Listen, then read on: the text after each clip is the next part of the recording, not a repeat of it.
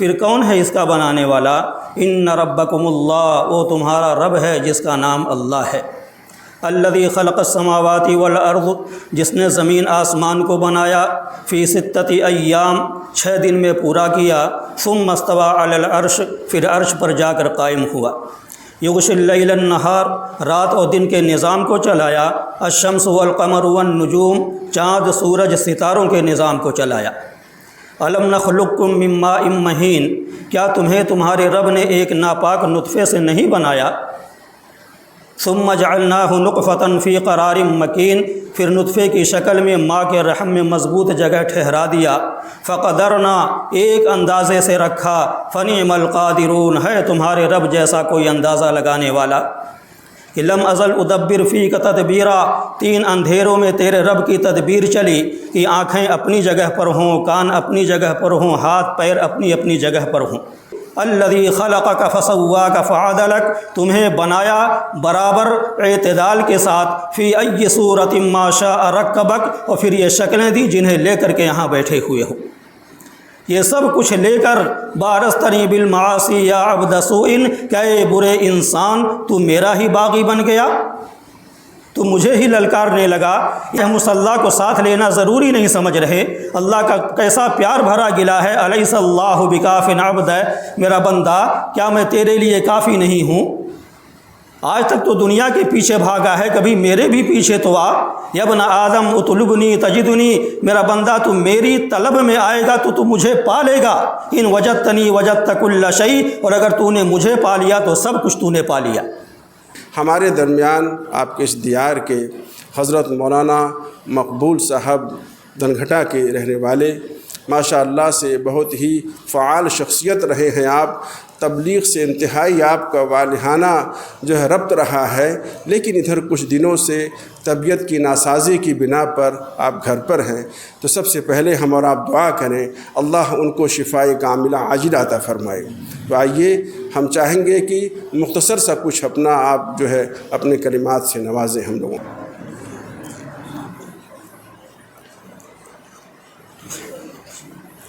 الحمد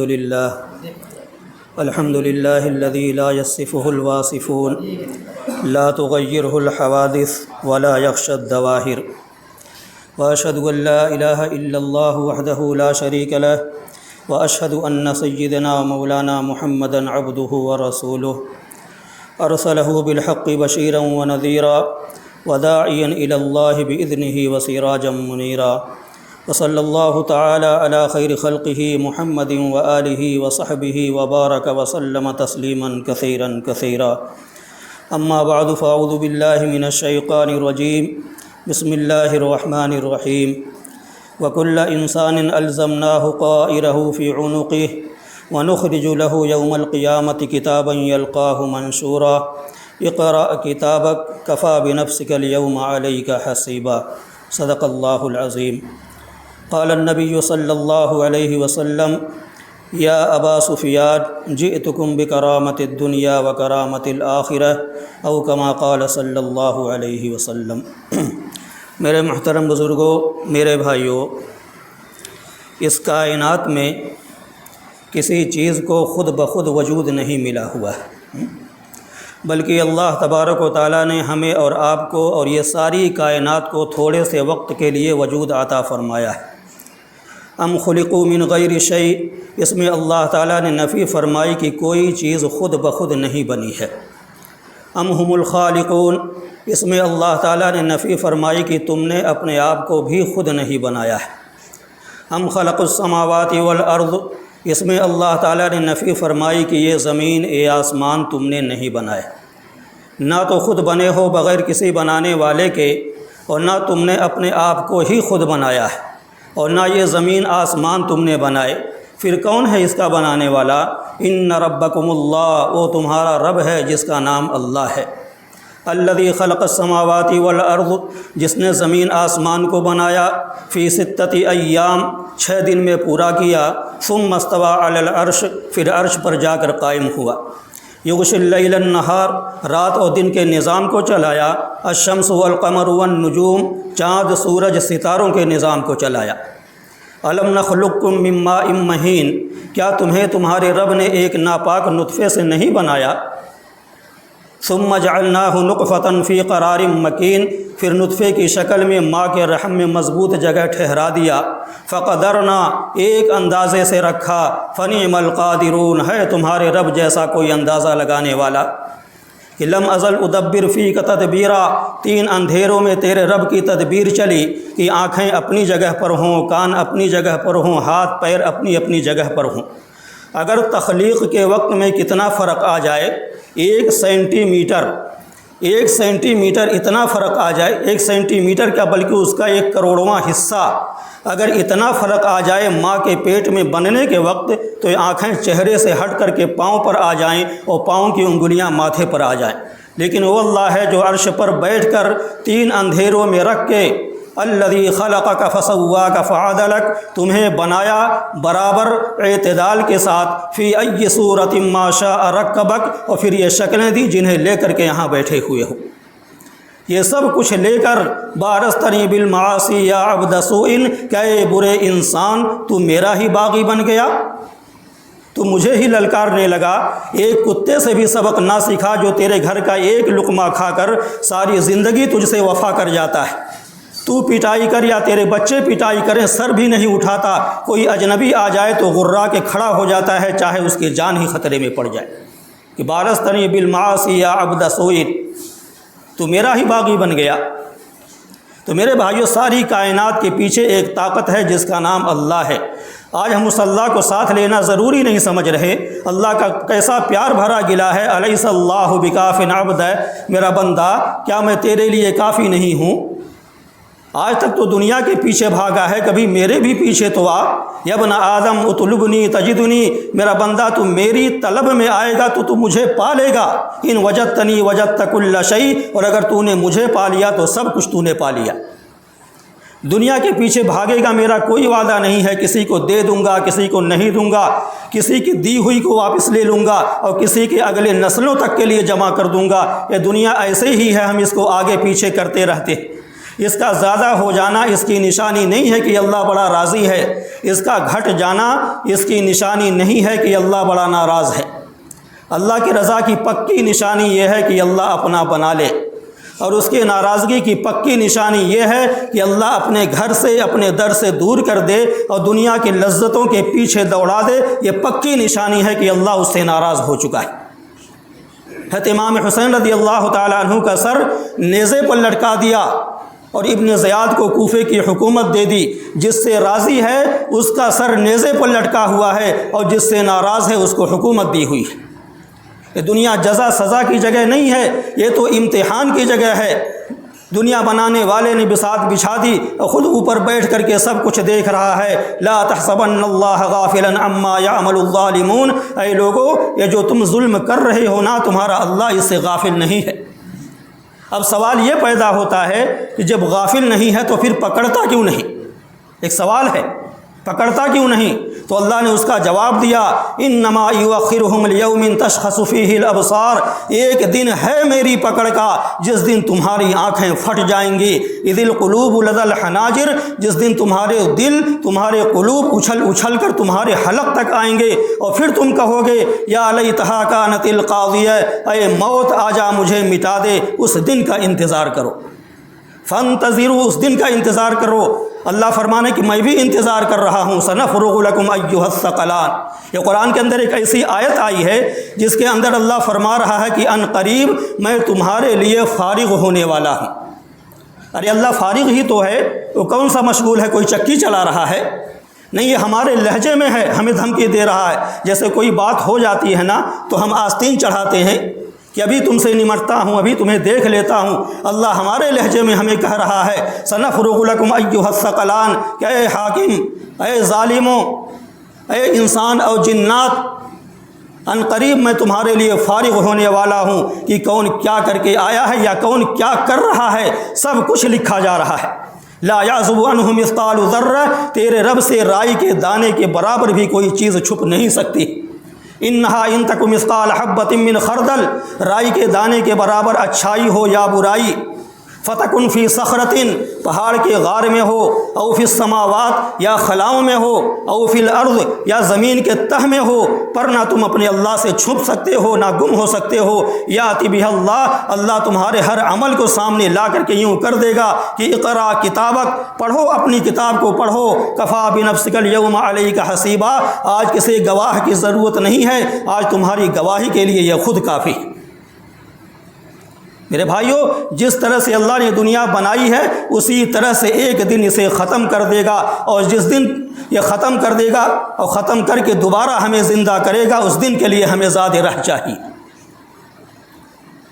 اس دن کے لیے ہمیں زاد رہ چاہیے۔ تو میرے بھائیوں، آج ہماری یہ جو محنت ہو رہی ہے، اس بات کی محنت ہے کہ اپنے اللہ سے تعلق قائم کر لیا جائے۔ نوکری کے پیچھے نماز چھوڑ دی، اس سے بڑا پاگل پن کیا ہو سکتا ہے؟ چند پیسوں کے لیے اپنی آخرت کو ہاتھ لگا دیا، اور پھر نہ دنیا ہاتھ لگی اور نہ آخرت ہاتھ لگی، ساری حسرتیں لے کر قبروں میں چلے گئے۔ پھر ایک دن ایسا آئے گا کہ گردش ایام قبروں کے نشان تک بھی مٹا دیں گے۔ جن بال بچوں کے لیے، جن اولاد کے لیے اپنے گھر بار کو، اپنے وطن کو سب کچھ قربان کیا ہے، یہی اولاد ایک دن ماں باپ کی قبریں بھی بھول جائیں گی، ان کے پاس اتنا بھی فرصت نہیں ہوگی اپنے ماں باپ کی قبروں پر جا کر 7 آیت کی سورہ فاتحہ ہی پڑھ دیں۔ تو اس بے وفا دنیا کے لیے ایسے با وفا اللہ کو چھوڑ دینا، جس سے ایک دفعہ کہو یا اللہ، وہ 70 دفعہ کہتا ہے لبیک یا عبدی، لبیک یا عبدی، میرا بندہ میں حاضر ہوں، میں حاضر ہوں۔ اس رب کو چھوڑ کر کے کہاں جانا چاہ رہے؟ آج اس بات کی محنت ہے کہ اپنے اللہ سے تعلق قائم کر لیا جائے، اور اللہ سے تعلق قائم کرنے کے لیے کوئی بہت لمبے چوڑے محنت کی پروگرام کی ضرورت نہیں، صرف 2 کام کرنے ہیں، صرف 2 کام کرنے۔ پہلا کام یہ کرنا ہے کہ غفلت اور معصیت والی زندگی سے توبہ کرنی۔ اللہ پاک کی بہت پیاری صفت ہے، اللہ کبھی طعنہ نہیں دیتا، اللہ قیامت تک کی زندگی دے دے اور گناہوں کے سارے اسباب موجود ہوں، اور پھر یہ دل میں یہ خیال آ جائے کہ اللہ میں کیا کر بیٹھا، مجھے معاف کر دے، تو اللہ فوراً فرمائے گا اس کی ساری پرانی فائلیں جلا دو، نئی فائلیں لگا دو۔ تو پہلا کام یہ کرنا ہے کہ گناہوں سے توبہ کرنی ہے، اور دوسرا کام یہ کرنا ہے کہ حضرت محمد مصطفیٰ صلی اللہ علیہ وسلم کے آپ کے ایک مبارک طریقے کو زندگی میں اختیار کرنا ہے۔ آپ وہ طریقہ لے کر کے آئے، چاہے عرب کا ہو یا عجم کا ہو، جو بھی آپ کے طریقے کو اختیار کرے گا اللہ کا محبوب بن کر کے رہے گا۔ جب اللہ کے حبیب کے سانچے میں ڈھلیں گے، اللہ کائنات کو مسخر کر کے دکھائے گا۔ مالک بن دینار رحمۃ اللہ علیہ ایک کشتی میں سفر کر رہے تھے، تو ایک آدمی کا موتی چوری ہو گیا، تو اس نے شور مچایا کہ میرا موتی چوری ہو گیا، اور یہ بیچارے سیدھے سادے کپڑوں میں بیٹھے ہوئے تھے۔ تو اس آدمی نے کہا کہ مجھے اس پر شک ہو رہا ہے، لہٰذا اس کی تلاشی لو۔ تو اس میں ایک اور اللہ والے بھی بیٹھے تھے، کہنے لگے بھائی ذرا ٹھہرو، تم جیسا کہہ رہے ہو نا ویسا مجھے لگتا نہیں ہے، یہ پہلے مجھے اس سے پوچھ لینے دو۔ ان کے قریب آیا، آ کر کہنے لگے بیٹا یہ آدمی کہہ رہا ہے کہ تو نے اس کا موتی چرایا ہے۔ تو مالک بن دینار رحمۃ اللہ علیہ نے کچھ نہیں کہا کہ ہاں میں نے چرایا ہے یا نہیں چرایا ہے، کوئی جواب نہیں دیا، بس ایک نظر آسمان کی طرف اٹھا کر کے دیکھا۔ نظر نظرتن فی السماء، کہتے ہیں نا جس سے محبت ہوتی ہے وہ اپنے محبوب کے اشاروں کو بھی سمجھ لیتا ہے۔ ابھی ان کی نگاہ آسمان سے نیچے بھی نہیں آئی تھی کہ چاروں طرف سے مچھلیوں نے کشتی کو گھیر رکھا ہے، اور ہر ایک مچھلی کے منہ میں ایک ایک موتی ہے۔ مالک بن دینار رحمۃ اللہ علیہ نے ایک مچھلی کے منہ سے موتی نکالا اور ان بزرگ کے حوالے کر دیا، کہا لے جاؤ، جس کا گم ہوا ہے اسے دے دو، میں چور نہیں ہوں۔ اس کے بعد وہیں کشتی سے اتر گئے اور پانی پر چلتے ہوئے پار ہو گئے۔ حدیث علیہ السلام کا فرمان ہے کہ جو کے دانے کے برابر اللہ سے تعلق قائم کر لو، سمندر پہ چلو، اس کی مجال نہیں جو تمہیں ڈبو کر کے دکھا دے۔ تو اللہ سے تعلق ہو، سیکھنا پڑے گا، حضرت محمد صلی اللہ علیہ وسلم کی ذات سے محبت ہو، سیکھنا پڑے گا۔ تھکے ہم پیسوں کے لیے، اللہ اور اس کے رسول سے ہمیں عشق ہو جائے، کوئی اتنی سستی چیز نہیں، اتنی سستی چیز نہیں ہے میرے بھائیو۔ ہم آخری نبی کی امت ہیں، آخری نبی کی نیابت میں ہمارے اوپر دوہری ذمہ داری ہے کہ خود بھی اس پر آنا اور اوروں کو بھی اس پر پابند کرنا کہ بھائی اپنی دنیا بھی بنا لو، اپنی آخرت بھی بنا لو، ورنہ یہ جہان بھی گیا وہ جہان بھی چلا جائے گا۔ ورنہ جہنم تو ہے ہی صرف مسلمانوں کے لیے۔ ارے اللہ نے جہنم کے 7 طبقے بنائے نا، سب سے اوپر جہنم، اس کے نیچے حطمہ، اس کے نیچے لظا، پھر اس کے نیچے سقر، پھر اس کے نیچے سعیر، پھر اس کے نیچے جحیم، سب سے نیچے حاویہ۔